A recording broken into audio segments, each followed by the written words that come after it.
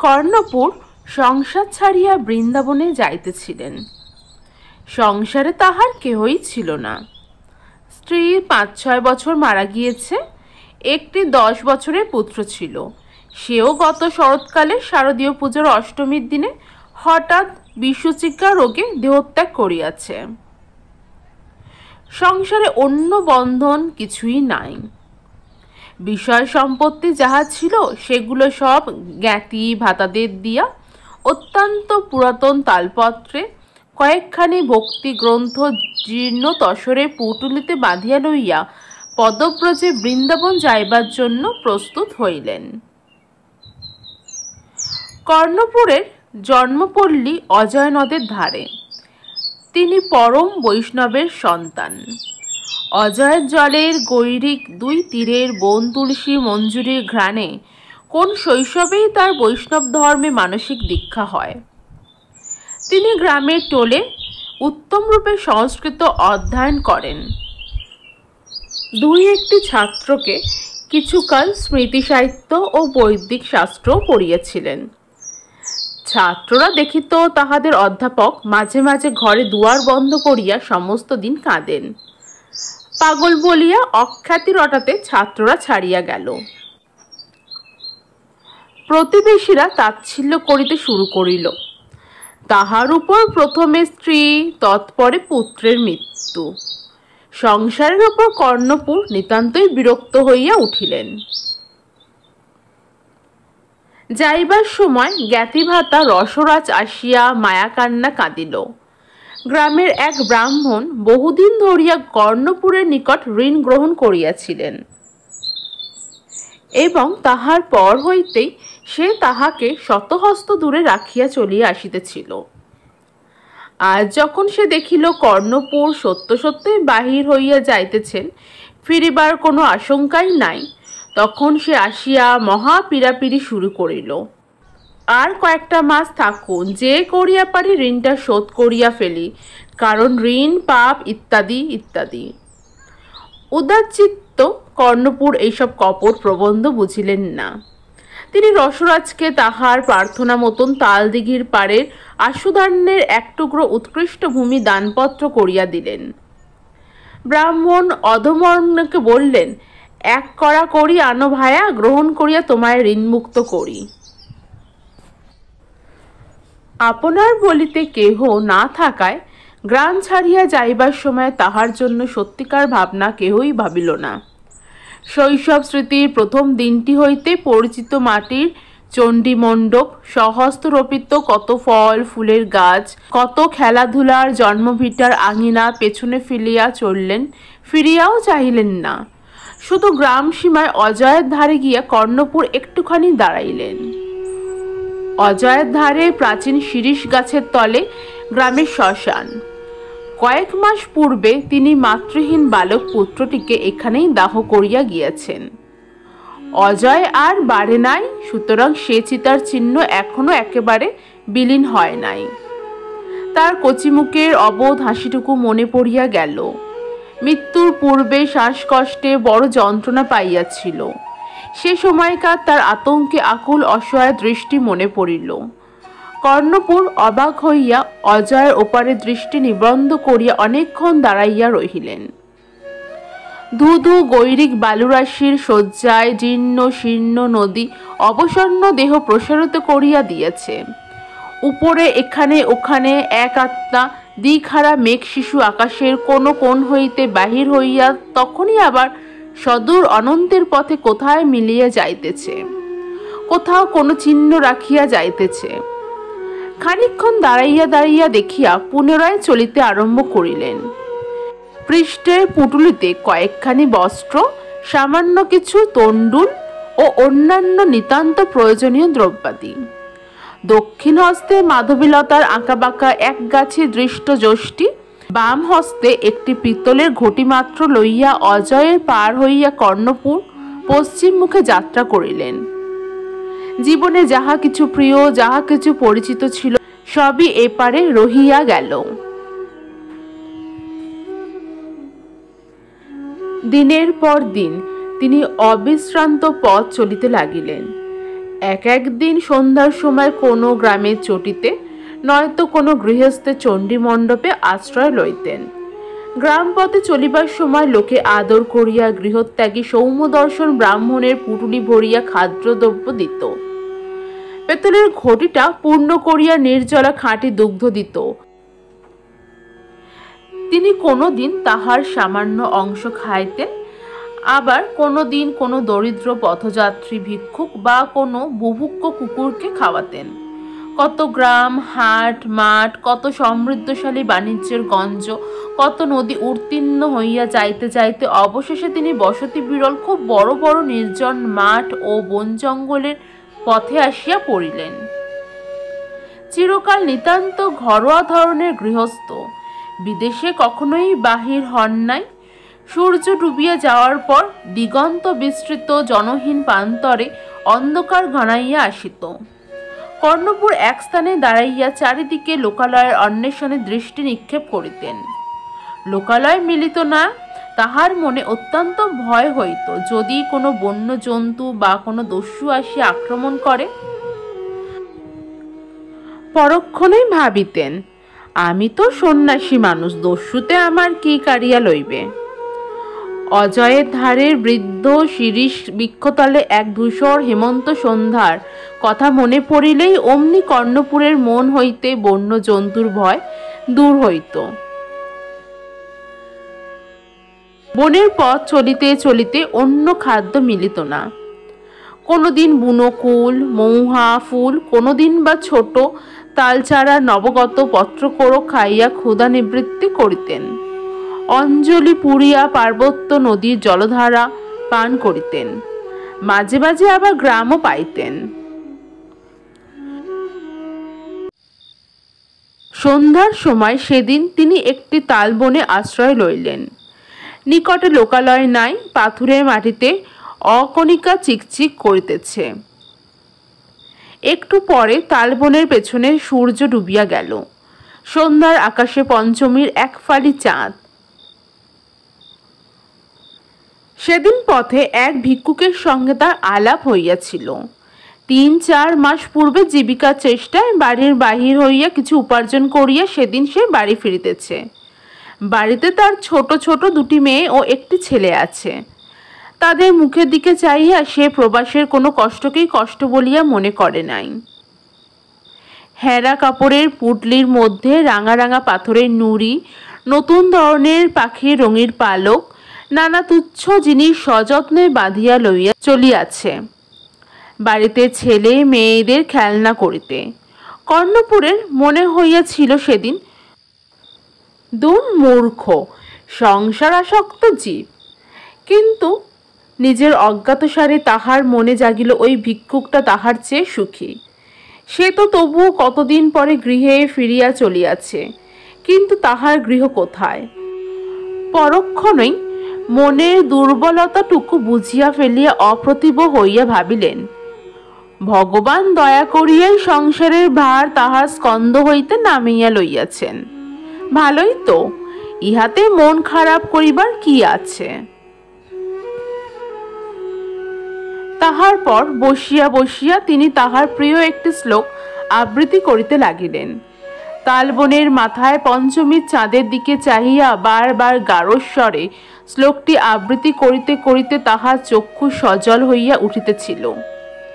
রাত্রির পাতলা জ্যোৎস্নায় মাঠের নির্জনতায় শ্লোকের পাদললিতে তাহার মনে কি একটা অব্যক্ত ব্যথা যেন ক্রমশই মাথা চাড়া দিয়া উঠিতে লাগিল। সেটাকে চাপা দিবার জন্য তিনি বসিয়া ইষ্টদেবতার চিন্তা করিতে লাগিলেন। ইষ্টদেবের মূর্তি কল্পনা করিতে গিয়া কর্ণপুরের মনে হইল, ওই অনন্ত আকাশের মতো উদার প্রাণ, ওই জ্যোৎস্নার মতন অনাবিল, চারিধারের প্রান্তর বনের মতো শান্ত তাহার শ্রীকৃষ্ণ। এই শ্লোকের লালিত শব্দের মধ্যে তার বাণী মধুর, শ্যামায়ন বনভূমির মতনই তার স্নিগ্ধ কান্তি। কিন্তু তাহার মুখটি কল্পনা করিতে গিয়া কেমন করিয়া বারবার তাহার মৃতপুত্রের মুখটি ভাবিতে লাগিলেন। তাহাকে দাহ করিবার সময় হইতেই কর্ণপুর সে মুখটি কখনোই ভোলেন নাই। মনে কেমন আটিয়া ছিল, সেই মুখ ছাড়া অন্য কোনো মুখ তাহার ভালো লাগে না। নিজের কাছে সম্পূর্ণভাবে স্বীকার না করিতে চাহিলেও কর্ণপুরের মনের গোপন কোণে একথা জাগিতেছিল। ইষ্টদেব যদি তার পুত্রের রূপ ধরিয়া দেখা দেন তবে না সুখ, যদি কখনো দেখা পান তবে যেন পুত্রের সেই রূপেই পান। শেষ রাতের স্বপ্নে কর্ণপুর দেখিলেন জ্যোৎস্না দিয়ে গড়া দেহে তারই ছেলেটি আসিয়া কাছে দাঁড়াইয়াছে। তার মৃত পুত্রের মুখটি খুব সুশ্রী ছিল, তবুও তাহার মুখে যেখানে যাহা কিছু ছোটখাটো খুঁত ছিল, সেই সুন্দর অতিপ্রিয় খুঁতগুলো ঠিক সেভাবেই আছে। বাম ভুরুর উপরে শান্ত শিষ্টতার জয়তিলকটি এখনো তো বিলীন হয় নাই। সেরকমই পাগলের হাসি। আস্তে আস্তে সে তার কানের কাছে মুখ লইয়া গিয়া চুপি চুপি ডাক দিল, বাবা। অনেক দিন হারা পুত্রকে ক্ষুধার্ত ব্যাঘ্র দুই হাতে জড়াইয়া ধরিতে গিয়ে কর্ণপুরের ঘুম ভাঙিয়া গেল। দেখিলেন সকাল তো হইয়াছে, তালবনের মাথায় রৌদ্র উঠিয়া গিয়েছে। সকালে উঠিয়া তিনি পুনরায় পথ চলিতে শুরু করিলেন। পথে কয়েকখানা গ্রাম পাইলেও তিনি কোথাও বিলম্ব করিলেন না। সারাদিন পথ চলিবার পরে সন্ধ্যার কিছু পূর্বে দূর হইতে একটি ছোটখাটো গ্রাম দেখা গেল। অত্যন্ত ক্লান্ত অবস্থায় সম্মুখে লোকালয় দেখিয়া কর্ণপুরের মনে বড় স্বস্তিবোধ হইল। আশ্রয়স্থান সন্ধানে তিনি গ্রামের মধ্যে প্রবেশ করিলেন। গ্রাম প্রান্তের প্রথম দুই চারিখানা বাড়ি ছাড়াইয়া গ্রামের ভিতর অল্প দূর অগ্রসর হইতেই গ্রামের দৃশ্য যেন কর্ণপুরের কাছে কেমন কেমন ঠেকিল। কোনো গৃহস্থ বাড়িতেই কোনো সারা শব্দ নাই, কোনো বাড়ি হইতেই রন্ধনে ধুম উঠিতেছে না। পথে পথিকে যাতায়াত নাই, জনপ্রাণী কোনো দিকে চোখে পড়ে না। অধিকাংশ গৃহস্থ বাটির বাহির দরজা খোলা, খোলা দরজা দিয়ে চাহিয়া বাটির ভেতরে একখানা কাপড় পর্যন্ত দেখা যায় না। কিন্তু আশ্চর্য বোধ হইল, সারাদিনের পথশ্রমে কর্ণপুর এত ক্লান্ত হইয়াছিলেন যে অতশত ভাবিবার, বুঝিবার, কি ব্যাপার অনুসন্ধান করিবার তাহার অবস্থা ছিল না।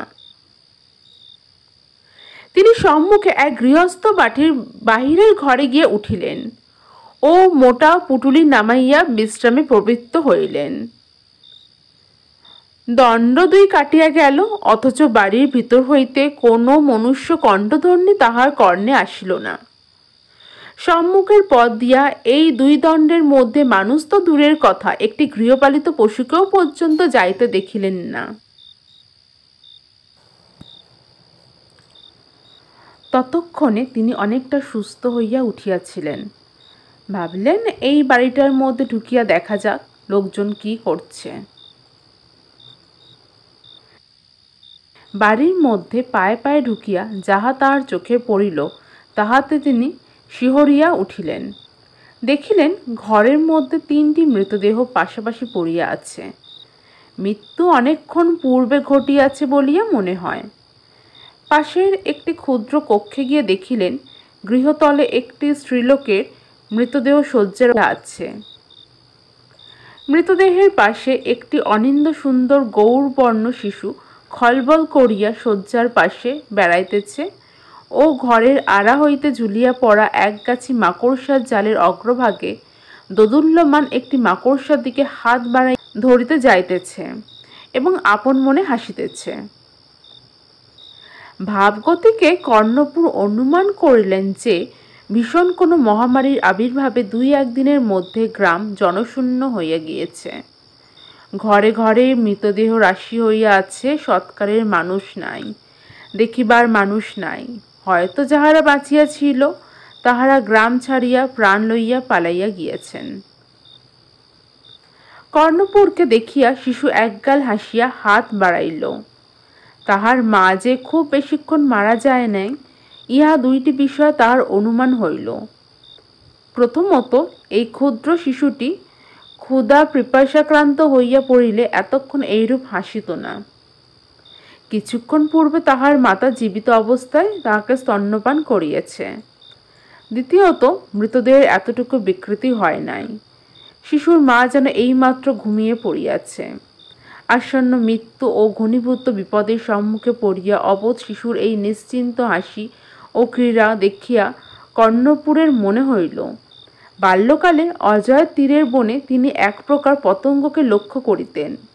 সূর্যের আলোতে খেলা করিবার অধীর আনন্দে সূর্যোদয়ের প্রাক্কালে কোথা হইতে রাশি রাশি আসিয়া জুটিত এবং খানিকক্ষণ রৌদ্রে উড়িয়া নাচিয়া খেলা করিবার পর রৌদ্র বাড়িবার সাথে সাথে আনন্দ নৃত্য শেষ করিয়া মাটি ছাড়িয়া মরিয়া থাকিত। কর্ণপুরের মন মমতায় গলিয়া গেল। তিনি তাড়াতাড়ি তাহাকে কোলে উঠাইয়া লইলেন। ঘটিতে জল ছিল, বাহিরের ঘরে আসিয়া গণ্ডু করিয়া শিশুর মুখে ধরিতে পিপাসার তাড়নায় সে আগ্রহের সহিত উপরি উপরি বহু গণ্ডূষ জল খাইয়া ফেলিল। তৎপরে তিনি শিশুর মাতার মুখে শুষ্ক তৃণ জ্বালাইয়া অগ্নি প্রদান করিলেন। মস্তকের কাছে কর রাখিয়া বিষ্ণু মন্ত্র জপ করিলেন। এই রূপে সংক্ষিপ্ত সৎকার কার্য শেষ করিয়া তিনি শিশুকে লইয়া সন্ধ্যার অন্ধকারে সে বাড়ি হইতে বাহির হইলেন। কর্ণপুর আবার পৈতৃক ভিটাতে ফিরিয়া আসিলেন। শুধু ফিরিয়া আসে নহে, এখন তিনি পুরামাত্রায় সংসারী। জ্ঞাতি রসরাজের সঙ্গে দ্বন্দ্ব বিবাদ করিয়া বিষয় সম্পত্তি ও ধান্য রোপণের ভূমি কাড়িয়া লইয়াছেন। ব্রাহ্মণ অধমর্ণকে দুবেলা তাগাদা করেন। দুপুর রৌদ্রে উত্তরীয় মাথায় জড়াইয়া নিজে ক্ষেত্র ক্ষেত্রে ধান্য বপনের তরদারক করিয়া ঘুরিয়া বেড়ান। বৃক্ষবাটিকার স্বহস্তে বহুদিন পরে ফল ফুলের চারা রোপণ করেন। কুড়িয়া পাওয়া সেই শিশুটি এখন তাহার চক্ষের পুতলি। তাহাকে একদণ্ড চোখের আড়াল করিতে পারেন না। সমস্ত সকালটি সেই বহির বাটিতে বসিয়া শিশুকে পথের লোকজন, গরু, শিবিকা যাত্রী, নববিবাহিত দম্পতি এইসব দেখাইয়া তাহাকে আমোদ দেন। লোকে আঙুল দিয়া দেখাইয়া বলে, কর্ণপুরের কাণ্ড দেখো, তীর্থের পথ হইতে এক বন্ধন জুটাইয়া আনিয়াছে। ঋত সম্পত্তি রসরাজ পাড়ায় পাড়ায় বলিয়া বেড়ায়। মর্কট বৈরাগ্যের প্রকৃতি সম্বন্ধে চৈতন্য মহাপ্রভু যে উক্তি করিয়াছেন, তাহা কি আর মিথ্যা হইবার? হাতের কাছে দেখিয়া লও প্রমাণ। শুভাকাঙ্ক্ষী বন্ধু লোকে কর্ণপুরের পুনরাগমনে আনন্দ প্রকাশ করেন। কর্ণপুর এইসব কথা শুনিয়াও শোনেন না। শিশু আজকাল ভাঙা ভাঙা কথা বলিতে শিখিয়াছে। তাহার মুখে আধো আধো বুলি শুনিয়া তিনি ১২ বৎসর পূর্বের অন্তর্হিত আনন্দ আবার ফিরিয়া পান। তারও আগের কথা মনে হয়, যখন তাহার নববিবাহিতা পত্নী প্রথম ঘর করিতে আসিয়াছিলেন। পিতা মাতা বর্তমানে প্রথম যৌবনের সেই সুখের দিনগুলো কত প্রভাতের বিহঙ্গ কাকলির সঙ্গে, কত পরিশ্রম ক্লান্ত মধ্যাহ্নে প্রিয়ার হাতের অন্ন ব্যঞ্জনের সুঘ্রাণের সঙ্গে, অবসন্ন গ্রীষ্মদিনের শেষে উঠানের পুষ্প ভারানত বাতাবি লেবু গাছটির সঙ্গে পুরাতন দিনের কত হাসি আনন্দের স্মৃতি জড়ানো আছে। তারপরে তাহার প্রথম পুত্রের জন্মোৎসব, স্বামী স্ত্রীতে মিলিয়া কোলের শিশুকে কেন্দ্র করিয়া কত স্বর্গসুখ গড়িয়া তোলা। আবার মনে হয় জীবনটাকে ২০ বছর পিছু হটাইয়া দিয়া কে যেন পূর্ব অভিজ্ঞতার পুনরাবৃত্তি করাইতেছেন। শিশুকে সামলাইয়া রাখা দায়। অনবরত হামাগুড়ি দিয়া দাওয়ায় ধারে আসিয়াছে। হঠাৎ একেবারে অত্যন্ত ধারে আসিয়া হাত পিছলাইয়া মুখ থুবড়াইয়া নিচে পড়িতে যাইতে বসিয়াছিল। তাড়াতাড়ি আসিয়া কর্ণপুর ধরিয়া ফেললেন। কি একটা বিপদ ঘটিবার অজানা ভয়ে পতনমুখ শিশুর অবোধ চক্ষু দুটি ডাগর হইয়া উঠিয়াছে। এ নিজের ভালো বোঝে না, এই ভাবনা তাহার মন এই ক্ষুদ্র বালকের দিকে অত্যন্ত আকৃষ্ট হয়। বন্ধন এইরূপ করিয়া জড়ায়। ক্রমে ক্রমে কয়েক বৎসর হইয়া গেল। শিশু এতদিনে ৭-৮ বৎসরের বালক। তাহার দুষ্টুমির জ্বালায় কর্ণপুর দিনরাত্র একদণ্ড শান্তি পান না। এখনকার দ্রব্য ওখানে লইয়া গিয়া ফেলে, কখন কি করিয়া বসে, নিষিদ্ধ কার্য করিতে তাহার আগ্রহ সর্বাপেক্ষা বেশি। বর্ষার দিনে কর্ণপুর তাহাকে ঘরের মধ্যে বসিয়া পড়ান। পড়িতে পড়িতে সে ছুটি লইয়া অল্পক্ষণের জন্য বাহিরে যায়। অনেকক্ষণ আসে না দেখিয়া কর্ণপুর দাওয়ায় আসিয়া দেখেন বালক অবিশ্রান্ত বর্ষণের মধ্যে উঠানের এক প্রান্ত হইতে ও প্রান্তে মহা খুশির সঙ্গে নাচিয়া বেড়াইতেছে। কর্ণপুর তিরস্কারের সুরে বলেন, ছি বাবা নীলু, দুষ্টুমি করো না, উঠে এসো। আদর করিয়া বালকের নাম রাখিয়াছেন নীলমণি। বালক বর্ষণ ধৌত সুন্দর মুখখানি উঁচু করিয়া হাসি মুখে দাওয়ায় উঠিয়া আসে। শাসন করিতে কর্ণপুরের মন সরে না। মনে ভাবেন, কোথায় ছিল এর পাত্তা? সে সন্ধ্যেবেলা যদি উঠিয়ে না আনতাম, মুখের জলের গণ্ডূষ না দিতাম, তবে। মমতায় তাহার মন আর্দ্র হইয়া পড়ে। মুখে তিরস্কার করিতে করিতে বালকের সিক্ত কেশ মুছাইয়া শুষ্ক বস্ত্র পরাইয়া পুনরায় পড়াইতে বসেন। আবার অন্যমনস্ক হইলে কোন ফাঁকে সে বাহির হয়। কর্ণপুর পুঁথি হইতে মুখ তুলিয়া বাইরে গিয়ে দেখেন সে দুহাতে জোর করে মুখ উঁচু করিয়া খড়ের চাল হইতে পতন মুখ এক বিন্দু জল ধরিবার জন্য ঠায় দাঁড়িয়ে আছে। হাত ধরিয়া আবার তাকে ঘরের মধ্যে টানিয়া আনেন। বালক উত্তম রূপে বোঝে বাবা তাহাকে কখনো মারিবেন না।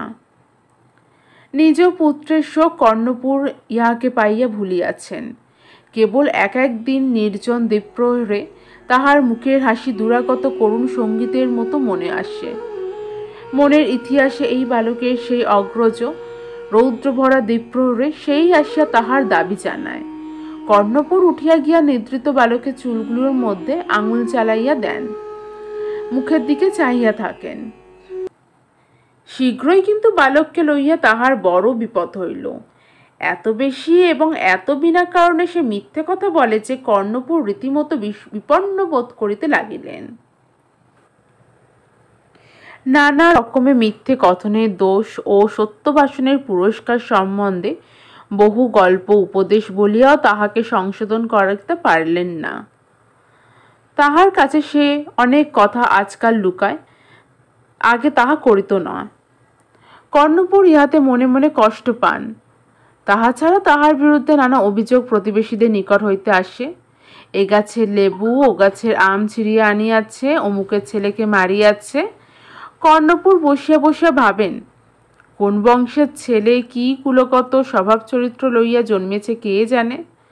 তাহার আপন ছেলের 11-12 বৎসরে কোনো অভিযোগ তাহাকে শুনতে হয় নাই, কিন্তু এ বালক তাহাকে একই মুশকিলে।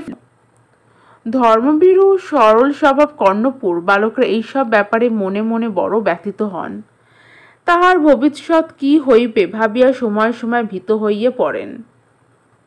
বালক স্বভাব সুলভ চপলতা বলিয়া উড়িয়ে দিতে গিয়েও মনে মনে অস্বস্তি বোধ করেন। ভাবেন, উঠন তো মূল পত্তনেই চেনা যায়। কোন বংশের ছেলে ঘরে আসিল, কি জানি কি গতিক দাঁড়াইবে। অন্য সময় বসিয়া বসিয়া ভাবেন, তা বর্তমানে বালকের ভরণ পোষণের কি হইবে। যদি মানুষ করিয়া দিয়াও মারা যান, তাহা হইল এমন একটা ব্যবস্থা করিয়া যাইতে চাহান যাহাতে তাহার ভবিষ্যতে সাংসারিক কষ্ট না ঘটে। কোন জমির কি ব্যবস্থা করিবেন, কোন ব্যবসা করিলে কিরূপ উপার্জন হইতে পারে ইত্যাদি চিন্তায় কর্ণপুর ব্যস্ত থাকেন। এক এক সময় হঠাৎ যেন আত্মবিস্মৃতি ঘটিয়া যায়, বিষয় চিন্তা। মনে মনে ভাবেন, এসব কি আসিয়া জুটিল, সারাদিনে একদণ্ড ইষ্টচিন্তা করিতে পারি নাই। পৌর বয়সে এ দুর্দৈব মন্দ নয়।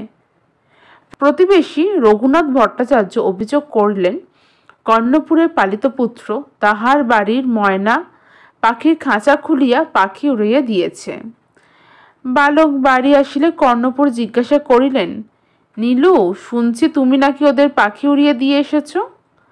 বালক বলিল, না বাবা, আমি না। একে অপরাধে লঘু নহে, তাহার ওপর তাহার মনে হইল এ মিথ্যে কথা বলিতেছে। কর্ণপুরে ধৈর্যচ্যুতি ঘটিল। তাহাকে তিনি প্রহার করলেন। তাহার বাবা তাহাকে মারিবেন বালক এ কথা ভাবে নাই, কারণ বাবার হাতে কখনো সে মার খায় নাই।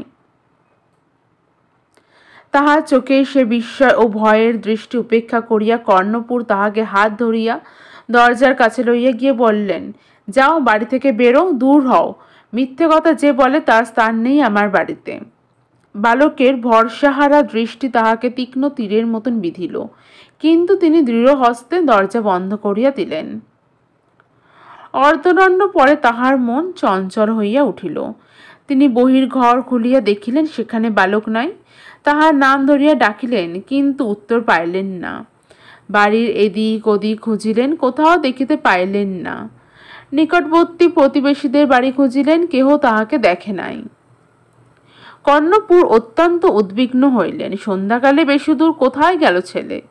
তিনি নিজের হাতে রন্ধন করিতেন, বালক ভৎসনা সহ্য করিয়াছে।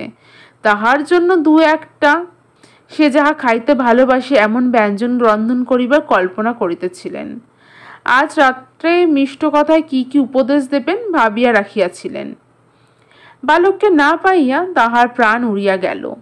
তন্ন তন্ন করিয়া পাড়ার সব বাড়ি খুঁজিলেন, কেহ সন্ধান দিতে পারে না। রঘুনাথ ভট্টাচার্য পুত্র শিবানন্দ তাহার কাছে বৈদ্যশাস্ত্র অধ্যয়ন করিত। সে তাহাকে বলিল, তিনি রন্ধন করুন, সে আর একবার ভালো করিয়া সকল স্থান খুঁজিতেছে। ইতিমধ্যে যদি বাড়ি ফিরিয়া থাকে দেখিবার জন্য বাড়ি ফিরিয়া আসিলেন, কিন্তু কোথায় সে বাড়ি আসে নাই। কি করিবেন চিন্তা করিতেছেন, এমন সময় শুনিলেন উঠোনের পাশের গোশালার মধ্যে শিবানন্দ বারবার বালকের নাম ধরিয়া ডাকিতেছে। তাড়াতাড়ি গিয়ে দেখেন গোশালায় রক্ষিত তৃণরাশির উপর বালক কখন ঘুমাইয়া পড়িয়াছিল। শিবানন্দের ডাকাডাকিতে নিদ্রাচরিত চোখে উঠিয়া ব্যাপার কি ঘুমের ঘোরে হঠাৎ বুঝিতে না পেরে অর্থহীন দৃষ্টিতে চারিদিক চাইতেছে।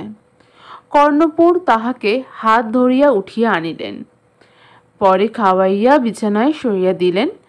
অভিমানে বালক তাহার সহিত অনেকক্ষণ কথা কহিল না। বহু আদরের কথা বলিয়া ও কাটোয়ায় ফেনি বাতাসা কিনিয়া দেবেন অঙ্গীকার করিয়া কর্ণপুর তাহাকে প্রসন্ন করিলেন। সেদিন রাত্রে কর্ণপুর মনে মনে ভাবিলেন, কাল হইতে ইয়াকে একটু ভক্তিগ্রন্থ পাঠ করিয়ে শোনাই, তাহা হইলে ক্রমে ক্রমে এই স্বভাবটা শুধরিয়ে যাইবে। পরদিন হইতে তিনি তাহাকে অবসর মতো নানা ভক্তিগ্রন্থ পাঠ করিয়া শোনাইতে আরম্ভ করিলেন। নরোত্তম ঠাকুরের প্রার্থনা মুখস্থ করাইয়া দিলেন। প্রতি সকালে উঠিয়া বালককে তাহার সম্মুখে আবৃত্তি করিতে হয়। ভগবত হইতে শ্রীকৃষ্ণের বাল্যলীলা পড়িয়া শোনান। সন্ধ্যার সময় বসিয়া বালককে ডাকিয়া বলেন, ঠান্ডা হয়ে বসো, একটা গল্প করি। পরে মাধবেন্দ্র পুরী উপাখ্যান বর্ণনা করেন। মহাভক্ত মাধবেন্দ্র পুরী বৃন্দাবনে গিয়ে শৈল পরিক্রমা করিয়া গোবিন্দকুণ্ডের বৃক্ষতলায় সন্ধ্যার অন্ধকারে নির্জনে বসিয়া আছেন। এক গোপাল বালক এক ভাণ্ড দুগ্ধ লইয়া আসিয়া পুরীর সম্মুখে ধরিয়া বললেন, তুমি কাহার কাছে কিছু চাও না কেন? বোধহয় সারাদিন উপবাসী আছো, এই ধরো দুগ্ধ। পুরী আশ্চর্য হইয়া জিজ্ঞাসা করিলেন, তুমি কি করিয়া জানিলে আমি উপবাসে আছি? বালক মৃদু হাসিয়া বলিল, গ্রামের মেয়েরা জল লইতে আসিয়া তোমাকে দেখিয়া গিয়েছে। এখানে কেউ উপবাসী থাকে না, তাহারাই এই দুগ্ধভাণ্ড দিয়ে আমাকে পাঠিয়ে দিল। ভাণ্ড রহিল, গরু দুহিয়া আসিয়া লইয়া যাইব। বালক চলিয়া গেল, কিন্তু ভাণ্ড লইতে আর ফিরিল না। রাত্রে পুরী স্বপ্ন দেখিলেন, সেই বালক আসিয়া নিকটবর্তী এক বনে তাহার হাত ধরিয়া লইয়া গিয়ে বলিতেছেন, দেখো পুরী, আমি বহুদিন হইতে এই বনের মধ্যে আছি। যবনের আক্রমণের ভয়ে আমার সেবক এইখানে আমাকে ফেলিয়া রাখিয়া পালিয়া গিয়েছে, কেহ দেখে নাই। শীত বৃষ্টি দাবানলে বড় কষ্ট পাই, তুমি আমার একটা ব্যবস্থা করো। অনেক দিন হইতে আমি তোমার পথ চাহিয়া বসিয়া আছি, মাধব আসিয়া কবে আমার সেবা করিবে। মাধবপুরী মঠ স্থাপন করিয়া সেখানে শ্রীগোপাল বিগ্রহ স্থাপন করিলেন। পরবৎসর নীলাচল হইতে মলয় চন্দন আনিয়া বিগ্রহের সঙ্গে লেপন করিয়া দিবেন ভাবিয়া ঝাড়খণ্ডের পথে পুরী নীলাচল যাত্রা করিলেন। যাইতে যাইতে রেমুনাতে আসিয়া রাত্রিবাসের জন্য তথাকার গোপীনাথ বিগ্রহের মন্দিরে আশ্রয় নিলেন। তখন রাত্রি অনেক হয়ে গিয়েছে, ঠাকুরের ভোগের সময় উপস্থিত। কথায় কথায় পুরী মন্দিরের পূজারীকে জিজ্ঞাসা করিলেন, গোপীনাথের ভোগের কি ব্যবস্থা আছে? পূজারী বলল, গোপীনাথের ভোগের জন্য অমৃতকেলি নামক ক্ষীর দ্বাদশ মুখপাত্র ভরিয়া সন্ধ্যার পর দেয়া হয়। অমৃত সমান তাহার আস্বাদ। গোপীনাথের ক্ষীর বলিয়া তাহা প্রসিদ্ধ, অন্য কোথাও তাহা পাওয়া যাইবে না। কথা বলিতে বলিতে ভোগের সংখ্যাটা বাজিয়া উঠিল। পুরী মনে মনে ভাবিলেন, অযাচিতভাবে কিছু ক্ষীর প্রসাদ পাওয়া যায় না, তাহলে কিরম আস্বাদ বোঝা যাইবে। জানিয়ে ওরকম ভোগ বৃন্দাবনের মঠে শ্রীগোপাল বিগ্রহের জন্য ব্যবস্থা করিব। ভাবিতেই পুরীর মনে লজ্জা হইল। শ্রীকৃষ্ণের স্মরণ করিয়া তিনি তথা হইতে বাহির হইয়া গ্রামের হাটে আসিয়া বসিলেন। অযাচিত বৃত্তি পুরী বিরক্ত উদাস, অযাচিত পাইলে খান নহে উপবাস। রাত্রে গোপীনাথের পূজারী স্বপ্ন পান। গোপীনাথ স্বয়ং তাহাকে বলিতেছে, দেখো এই গ্রামের হাটে এক সন্ন্যাসী বসিয়া আছে, তাহার নাম মাধব পুরী। তাহার জন্য একখণ্ড ভোগের ক্ষীর ধারার আঁচলে ঢাকা রাখিয়া দিয়েছি। আমার মায়া তোমরা তাহা টের পাও নাই। সে সারাদিন কিছু খায় নাই, শীঘ্র মন্দিরের দ্বার খুলিয়া লইয়া গিয়া তাহাকে দিয়ে এসো। পূজারী তখনই আসিয়া দ্বার খুলিয়া দেখিল, সত্যই বিগ্রহের ধরার অঞ্চলে এক পাত্র ক্ষীর চাপা আছে বটে। কে এমন মহাভাগ্যবান পুরুষ, যাহার জন্য স্বয়ং ঠাকুর ক্ষীর চুরি করিয়াছেন? ক্ষীরপাত্র লইয়া পূজারী গ্রামের হাটে আসিয়া তাহাকে খোঁজ করিতে বাহির রইলেন। মাধবপুরী একা অন্ধ হাট চালাতে বসিয়া বসিয়া নাম জপ করিতেছিলেন। পূজারী তাহার হাতে ক্ষীরপাত্র তুলিয়া দিয়ে পায়ে তুলে লইয়া বললেন, ত্রিভুবনে তোমার সমান ভাগ্যবান পুরুষ নাই, পায়ে ধুলো দাও, উদ্ধার হইয়া যায়। তোমার জন্য স্বয়ং গোপীনাথ ক্ষীর চুরি করিয়াছেন। বালক এক মনে শান্তভাবে শোনে। বারবার সে তাহাকে প্রশ্ন করে, বাবা কৃষ্ণ কোথায় থাকেন? বৃন্দাবনে? প্রতিদিন এক প্রশ্নে বিরক্ত হইয়া কর্ণপুর বলেন, হ্যাঁ হ্যাঁ থাকেন বৃন্দাবনে। ইহার পর হইতেই সে সুর ধরে, বৃন্দাবন কোথায় বাবা, আমি বৃন্দাবনে যাব। কর্ণপুর ভাবিলেন, ইহার কিছুই হইতেছে না দেখিতেছি, আমার পরিশ্রম সবই পণ্ড হইতেছে। এ কিছুই বোঝে না, শুধু বাজে দুষ্টুমির দিকে ঝোঁক। বারবার তাগাদায় বালক কর্ণপুরকে বিরক্ত করিয়া তুলিল। কিছুদিন পরে দূর গ্রামে তাহার এক ধান্যক্ষেত্রের কার্য ধরিবার জন্য কর্ণপুরে সেখানে যাবার প্রয়োজন হল। পূর্ব হইতেই ঠিক করিয়াছিলেন, বালক যেরূপ দুষ্ট হইয়া উঠিয়াছে তাহাকে সঙ্গে লইয়া গিয়ে চোখে চোখে রাখাই ভালো, এক কাজে দুই কাজ হবে। কর্ণপুর বলিলেন, চলো নীলু, আমরা বৃন্দাবনে যাই। উৎসাহে বালকের রাত্রে নিদ্রাবন্ধের উপক্রম হইল। প্রতি রাত্রে সে জিজ্ঞাসা করে, যাইবার আর কয়দিন বাকি? গন্তব্যস্থানে পৌঁছাতে পৌঁছাতে সন্ধে হয়ে গেল।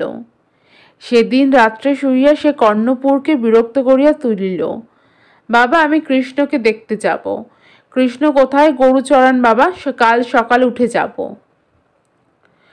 পরদিন ধান্যক্ষেত্রে যাওয়ার সময় কর্ণপুর তাহাকে সঙ্গে করিয়া লইয়া গেলেন ও ক্ষেত্র হইতে কিছু দূরের পথে ধারে বসিয়া রাখিয়া বলিলেন, এইখানে চুপ করে বসে থাকো, কৃষ্ণ এই পথে যাবেন।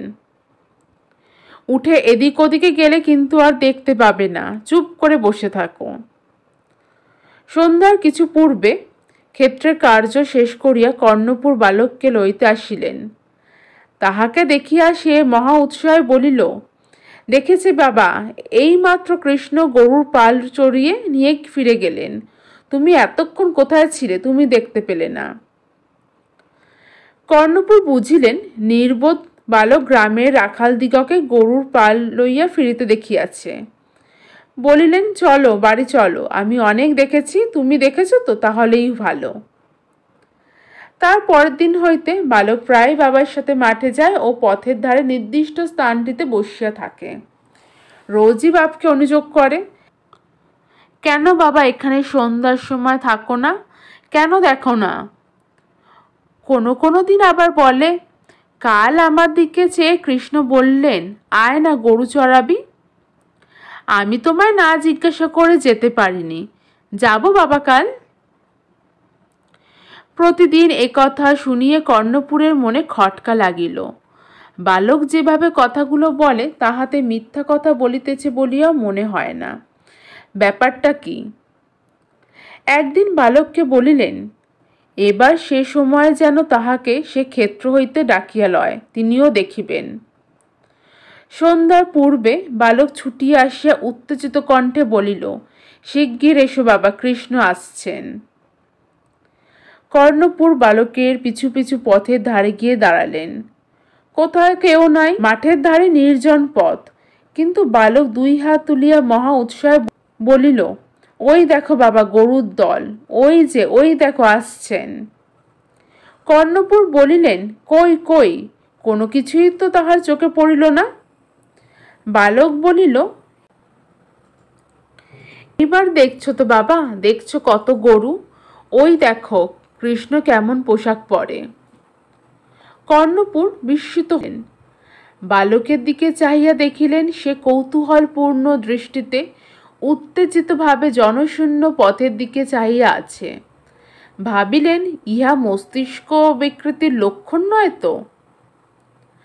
কিন্তু হঠাৎ সেই নির্জন পথে কর্ণপুরের কানে গেল, সত্য সত্যই যেন একদল গরুর সম্মিলিত পদশব্দ হইতেছে, যেন অদৃশ্য একদল গরুকে তাড়াইয়া লইয়া যাইতেছে। সঙ্গে সঙ্গে একটা অদৃশ্য বাঁশির টান তাহার সম্মুখের পথ দিয়ে একটানা বাজিয়া চলিতেছে। খুব মৃদু বটে, কিন্তু বেশ স্পষ্ট। অদ্ভুত মধুর টান, জীবনে সেরূপ কখনো তিনি শোনেন নাই। কর্ণপুরের সর্বশরীর শিহরিয়া রোমাঞ্চিত হইয়া উঠিল। বাঁশির সুর এক বাজিতে দূর হইতে দূরে চলিয়া যাইতে লাগিল। ক্রমে দূরে, আরো দূরে গিয়া আমশি ফুলের বনের প্রান্তে মিলাইয়া গেল। বালক বলিলে, দেখলে বাবা, আমি বুঝি মিথ্যে কথা বলি? কর্ণপুর চিত্রপিতের ন্যায় দাঁড়াইয়া রহিলেন।